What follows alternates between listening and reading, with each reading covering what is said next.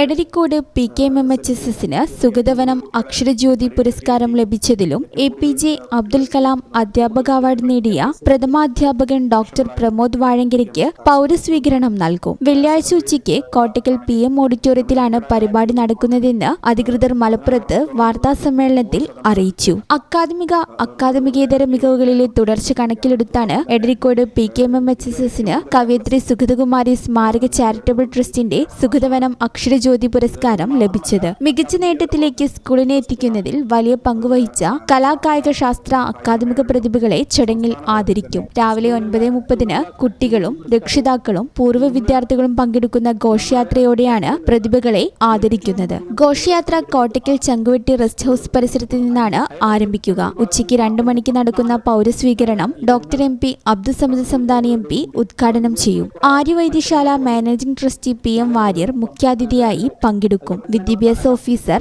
ജനപ്രതിനിധികൾ, പൗരപ്രമുഖർ, school manager തുടങ്ങിയവർ പങ്കെടുക്കും. വാർത്താ സമ്മേളനത്തിൽ principal K Muhammad Shafi, PTA president Jaleel Manammal, head master Pramod Vazhankara, management correspondent PM Ashish, PRO KP Nasar എന്നിവരും പങ്കെടുത്തു. ഈ ചാനൽ ന്യൂസ് കോട്ടയ്ക്കൽ.